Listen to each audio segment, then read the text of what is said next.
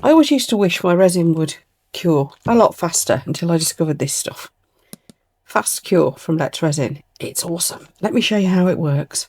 I'm going to make something a little bit different with this great big tray mould, also from Let's Resin. And some dried flowers and some hole makers. This is going to be fun. So let's take a closer look at this Fast Cure resin. It's a 1-to-1 still, so nothing complicated about mixing it up, is there? I'm trying to be good and measuring it for you because people keep telling me off for not measuring. I do measure, but I just measure it by eye because I'm not good with numbers. So here I have got 125 somethings. So I know that if I mix that up, I need to make that 250, whatever they are, don't I? That's as good as my maths gets. So that's it, folks. That's where the maths stops. So as you could probably see while I was pouring it, it's reasonably viscous. And we're going to try and stir nice and slowly. Now, many of you will know that I'm a devil for stirring too fast. So I'll take my time and I'll be back with you shortly. So as you can see, this is now going clear. That cloudiness has gone from it. So we know we're pretty well mixed up. Now this resin, like I said, it is fairly viscous, as you can see there. And it is really for shallower pours, so I won't want to leave it in this pot for too long. So trays, coasters, little items of jewellery, that sort of thing, it's perfect for. And I want it to be white. So I'm going to use the epoxy paste, also from Let's Resin. Can I just say at this point, thank you to Let's Resin for sponsoring this video. Now, although this is a big pot, because this is an epoxy paste, that should be more than enough pigment. Now, the reason I want it white will become evident shortly. But we're now going to mix that in. But I mix it first thoroughly before I mix my colour in, so that I can see whether that stringiness has gone out of it or not, before I go obscuring my view with a load of colour. So again, I'll be back shortly when this is fully stirred in. Now, I want to make holes in it. I've not seen anybody do this before, but let me know if you have. These are the hole makers from Little Windows, and as you can see, in the big ones at that, as you can see in the other end, there's a little star. So if you've got any resin left over, we can make some little stars. Now, I can't leave this in my pot too long because it is quite deep, and it's not intended for that. And obviously it's fast cure. You can demould it in about 4 hours. Depends on room temperature and depth of pour, of course. But something like 4 hours, and then full cure in 8 hours, rather than, substantially longer than that. Now, I have got some cheap versions of these because I wanted to compare them. And my findings were that these are substantially better.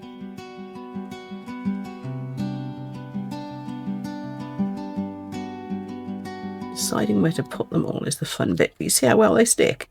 I'll probably pick the mould up with these. And it's a blinking heavy mould. These are from Little Windows, by the way. Right, so we'll see what that pattern looks like from above. Yeah, I'm quite liking that so far. Quite liking it. Maybe we can have another one in here, although a bit more closely packed at this end.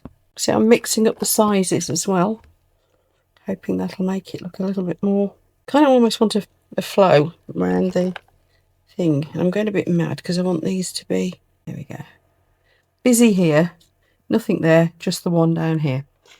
Right, because they stick to the mould, of course, they are going to leave holes in it. It's the idea. So I'm just going to give the resin one last quick stir. It isn't heating up in my pot yet, but I wouldn't want to leave it for much longer than this. Just want to make sure that the resin really is stirred in, the colour particularly is stirred in thoroughly. As you can see, that's all it took to make this great big pot of resin really rather opaque. So that's good. It's warm in this room today as well, so the resin is a little bit more runny than it normally would be, maybe. You can always warm one part up if you need to make it runnier, but honestly, it's not very often I need to do that. So I'm just going to pour this in. As you can see, it's lovely. Oh, gone over the side. It's a lovely opaque white. Now I'm going to have to retrieve that, aren't I? Actually, as this cures so fast, I'm going to leave that puddle. You see I've got a puddle? Bring you across. Oh, puddle. I'm going to leave that. I'm going to get it off the side of the mould though, because that's going to fuse things. But I'll leave that puddle. I'll just peel it off when it cures. But because it's so viscous, it's not going to go pouring over the side of my desk anyway. Good for top coating as a result, actually. That's another thing you can do with this resin very nicely. As you can see, it's running all the way around. I have got a load of resin left. I overestimated what I would need. So I'll pour that into something. Don't know what yet. Ah, I know, my favourite little cheap bargain, my favourite cheap bargain pot. They're always nice in white, aren't they? Now it's nearly up to the brim, this mould is. Now as this is a fast cure resin, I probably shouldn't be using it for making things in bigger 3D moulds, but this mould is, it's thin. The sides of it are quite thin. It's probably no thicker than a small coaster in most, well, all of it really. So it should be okay, but I'm sure it will cure very, very fast. Now I have filled that up a little bit further than I intended, so I'm just going to take a little bit out and I'm going to put it in the little stars on the top. Let's have a little load of little white stars. I can save those for another project. Okay, so I've made an almighty mess. What I wanted was for this tray not to be quite completely full. Oops. Because I want room to put a clear layer on the back, which will also incorporate what we're doing with the flowers. So if this has whetted your appetite enough to see what the heck I'm talking about, I'll see you in about 4 hours, because that should be cured enough to demold, but I won't be demoulding it. But I will be pulling these plugs out. I'll see you later. Next morning.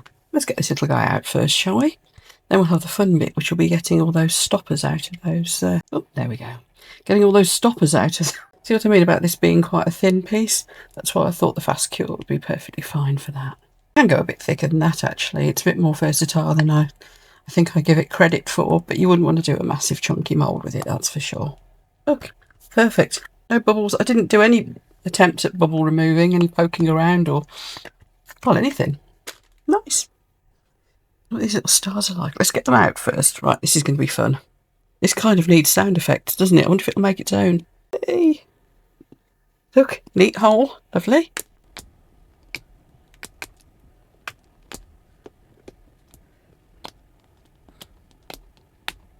Let's try these sad-looking old tweezers. Oh. Oh, look, even that's good. Look at that. I'm going to save those. Let's put them in my little bowl. Right, so the next thing to look at is the flowers I've got. Now, this is a little tiny miniature flower press that I've had for years. I can't remember where I got it from. Probably Amazon, knowing me. Let's have a look at what we've got. I picked these from my garden very recently. We have got tiny forget-me-nots. Aren't they lovely? Now, I'm going to put them all into the little pot that I made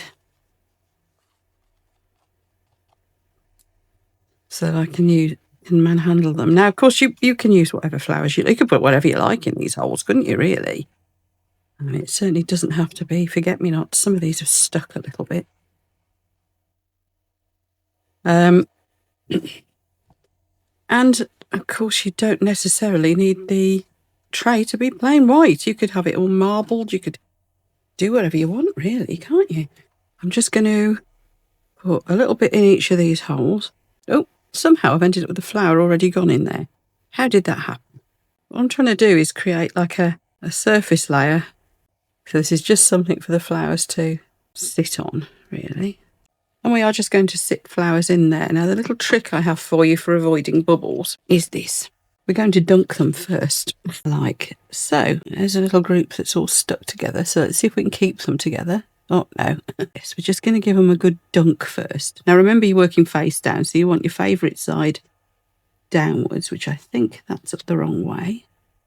Got to be careful not to scratch my mould at this point. And also, I really want the flower, even though we've dunked it, to sit fairly on the top of the resin. Yeah, I definitely put too much in that one. And the more you dunk, the more they will sink. So as you can see, that one, first one, I dunked front and back. This one, I just dunked the front.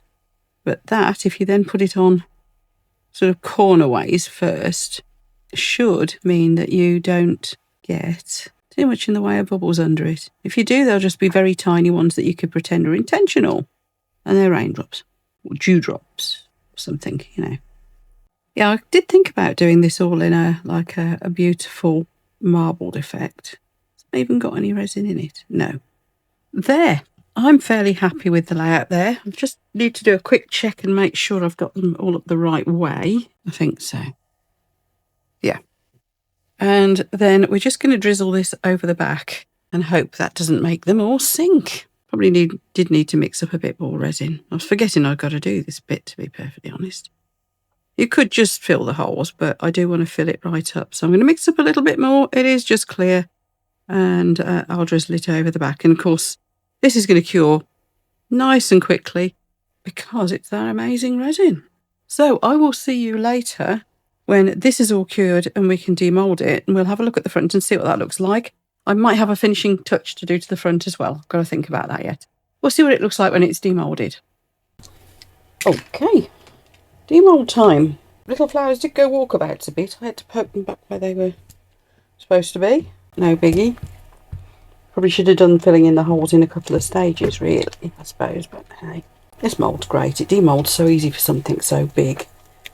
I just tend to flip it back like that, and then like so. And all those little hole makers they've made like a little rim where the shape of the bung is.